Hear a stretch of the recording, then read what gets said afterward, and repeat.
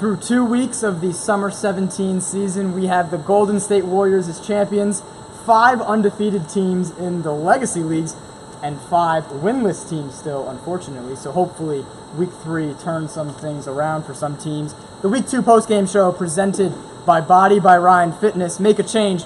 Email bodybyryan@yahoo.com and start your fitness journey today. There's also a link below this video to his YouTube page, so check that out. I feel like I'm on Barstool Sports. Fitness, fitness, fitness. You have to say, one bite, the rules, the whole deal. But we have 10 games to get through for our Week 2 post-game show.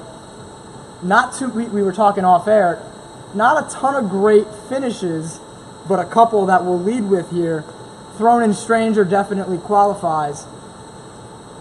You might have thought Stranger Danger was going to seal this one, and we talked about not saying they blew it. So what happened down the stretch as far as, the Throne was able to come back with a 1-point win and beat Stranger Danger? So tonight it was definitely Joe Bocciello for the Throne. This guy was unbelievable. We didn't see him last week, so a little bit of a mystery player for us. And he came out and put up 41 points on 16 of 31 shooting from the field. Incredibly efficient. Even though he shot 1 for 9 from 3, still over 50% from the field. So if he can get that 3-ball stroking, he'd be unguardable. So him on that Throne team, he's a dangerous addition to the lineup. He had some ooh and ahs creating in the stands after some of his plays. I knew him before this, so I kind of expected that, but I'm assuming a lot of you kind of were taken back by some of the things he did. But as far as, closing games and just proves once again, like, you have to treasure wins. I mean, I don't care who you're playing, you go week to week, you're just trying to win. So when you have that opportunity, you need to close that, and then we'll be able to kind of bookmark Week 2 and see how this impacts both teams during the playoff picture. The Throne able to get the win, Stranger Danger on the wrong end. Another game with another kind of interesting finish. Goon Squad and Sportslook now. They played last season and maybe in the fall. They're rivals from the Monroe, Trumbull area, so they do know each other. Goon Squad was able to close it out by 6. It was a 3-point game at points. Goon Squad missing some free throws. I know Massaro was telling me after, he's like, I'm just glad I hit 1. It was that kind of night for Brandon Massaro, but he misses a free throw, is able to get his own rebound here on court 1 and kind of seal the deal for them. But what about Goon and Sportslook, quickly stands out? Besides, Marconi had a pretty good game. Massaro came to play. Yeah, Marconi had a big double-double tonight with 26 and 10. And then, of course, there's supporting roles from Brandon Massaro and Justin Green, who really did a good job and stepped up and put up some 15 points apiece for both those guys. So 2 very good additions, solid supporting roles for their squad. As we know, and I don't know if any of you guys have seen Goon Squad yet, but they started last season a little shaky. We had high expectations, and I would say that they would say they underachieved. So that's not going out on a limb. I would agree with that. So now they're, I believe, 1-1. They lost to No Limit, win this week, and are now kind of on track where we thought they'd be to kind of make a run for one of those higher seeds. Let's move over to Court 2 for you guys. Moose and Lob was one of the better games over there. That came at 10 o'clock, so you had to wait all night to get an even half interesting game, right? But the Team Moose, Lob 203 Team Moose was able to come away with the 8-point win, 49-41. I heard you talking to them after about trying to capture some of their highlights, and it was hard to tell when they were going to pull off that crazy pass or, that Lob backdoor cut for a finish. And I think that just was too much for Lob to handle. Yeah, I would agree completely. Team Moose, their ball movement, their chemistry, honestly, it's really refreshing to see. In this league, there's a lot of stars, a lot of star power. And, with Team Moose, they're really more of a team-oriented game. And, Connor Daly had 18.6 rebounds. But when you watch them, not one player stands out. It's just how well they play together, and they're a family. It's the best way I can Very nice to put. And they scored less than half the points they did in Week 1 and still won the game. I love their old school mentality. You can hear them on the bench telling each other, don't settle for the 3. They only took 5 threes all game. They're one of the best teams I've seen in terms of going to the rim. So 2 games in, I'm all in on Team Moose. I really like what I see. Team Moose is going to be one to watch. They are one of those 5 unbeatens. Make sure to stay tuned to the Hub as we get to this next game, Monstars Bad Boys. The Hub will be up on the site first thing Tuesday morning, but there'll be links to those game highlights added in on Wednesday morning, and the Monstars and Bad Boys was a game highlight that you will want to see. I know Court 2, 15-point game. I don't think the Monstars were ever really threatened. Maybe you'll correct me, but a lot of big-time plays and big-time finishes at the rim. Yeah, it got close in terms of the scoreboard, but you never really felt like the Monstars weren't in control. And we were just talking about Team Moose. That's a matchup I'm really interested to see because the Monstars are so dominant in the paint with all these emphatic dunks and huge blocks, and they out-rebounded Bad Boys 23-12. So they're really lethal at the rim. They're balanced, 4 players in double figures. So there's another team that's probably going to be right up at the top come the end of the regular season. Yeah, I'd agree. I just want to say, I think the play of Mike Cody really goes unnoticed in this league. I think Brett, you all know Brett Reggie. He's amazing. The Monstars they have Greg Langston, 17-5. He's a big boy, but the things Mike Cody does, you don't see in the highlights as it come up in the stat sheet, but what he does for that team really sets them apart. And, definitely we talked about the highlights. We'll see the Monstars as one of those better teams. We'll see if they can lock it down and maybe play more facilitating basketball against the better team, which I'm sure they can do. Run TMC and STP back here on Court 1. We got one. Yeah. Good God, huh? We definitely did. The commish picking up the first win of the season for Run TMC. It's never easy. Never easy, but when you guys have Will Hudson on your team, any night he can come out and drop 21 and 12, you guys have a good chance. So, that was a big reason why you guys won. And on top of that, you guys got really good supporting roles from guys like Jamal Jones and Brandon Seabrook, who each put up over 11 points apiece. So, if that can happen, you get that kind of firepower, from your other guys, and then you have Will going off. They're a tough team to beat. I obviously play on Run TMC. I was super impressed with Jamal and Seabrook's chemistry very early on. They mentioned they like playing together, they played together, don't worry about it. But for it to actually work was nice. We still haven't made enough threes. It'd be very interesting. Got the shot attempts up, which was the focus, up tempo. But the three-point shooting was one of the things we talked about in that pregame. And it sounds like a lot of attempts, but not a lot of makes. So we'll see if that turns around through the season. Carmine and Central Chocolate. Tyron made an appearance. What did you guys think of Tyron in one word? Greg.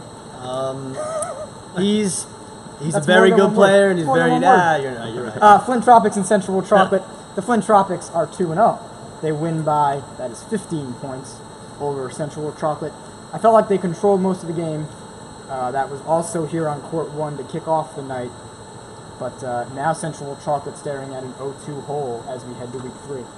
Yeah, this Flint Tropics team is dangerous. It is definitely shocking to see Central Chocolate start out 0-2. I did not expect that. They are a solid team, so I expect them to get back on track soon. But Flint Tropics, I asked them after the game if they considered it a statement game, and they all shook their head and said yes. They said every game's a statement game. When you guys have the two mics that went off for Flint, Mike Duran and Mike Bizzuto, 14 from Bizzuto and 17 from Duran on 3 for 4 shooting from deep. Whenever those guys are clicking, that whole team is a really good core group of friends. They like doing their team interviews after the game. So I like their chemistry. They're definitely a well put together squad, and I look to see them be more successful in the future. As we head to Court 2, Untouchables and Fry Time. The Untouchables won by 20. Well, that's Court 1, isn't it? No. That's Court 2. Good. Untouchables, Fry Time. Nice. 20-point game. Fry Time, I don't know if they were ever really in it. Untouchables came to play today, which was nice. Yeah, it was actually kind of a sluggish game at the start, but Chris Rosario really picked it up in the second half. But yeah, sluggish game to start, but the defense was always there for Untouchables. They had 8 steals, so not the best looking game to start, but they got the job done and showed that they can win even when they're not firing on all cylinders. Yeah, I think Untouchables go as Chris Rosario go. That's okay. And that's usually how most teams he's on, as we've seen. As which, I know. That's not necessarily a bad thing if you have the right people around you, which today seemed like they did. Mm-hmm. You guys mentioned rebounding before, as we get to sometimes why and No Limit. Mm-hmm. I immediately thought of No Limit when you mentioned the rebounding margin. They're one of those teams, maybe not this year, but in the past, that failed to out-rebound their opponents and would still win. So credit to them. Usually, in basketball in general, you win the rebounding battle. You win the game. There's a correlation there. Today they took on Sometimes Why, 117-62, but we kind of expected this coming in, a huge line set for them in the pregame show. But what did you see from No Limit, if anything, that they can take into week 3? I don't know who they play next week. Sometimes why? No, they play Flint No. Tropics, I believe. No Limit, right? I believe. So- So that'll be a very interesting game. So what can they take into that game against Flint Tropics as No Honestly, they're going to need either Jalen Graham or Terrell Vargas back. Those are two extremely talented players. I mean, while I think they can beat Flint Tropics, without them, that would help tremendously because Flint Tropics is an up-and-coming team. We're extremely talented. What stood out, honestly, is how good of a shooter Howie Miller is. The way he strokes, it's effortless. He's, in my opinion, he's the best shooter in the league. And when he's shooting like that, I don't see anyone beating him. 50 rebounds. That's how many There you rebounds go. they finished with. Almost as many rebounds as sometimes why I had points. Just to speak to how much of a blowout it was. And they were short-handed. They only brought 5 guys tonight. They still outscored sometimes why 40-17 in the fourth quarter. So I don't think they needed to really catch a breath. I agree that they will need the full squad next week. I'm looking forward to that. I think No Limit's favored in that game. It'll be fun. Brotherhood and Redemption. The first time for Redemption facing the Brotherhood, and the Brotherhood escapes 22-point win.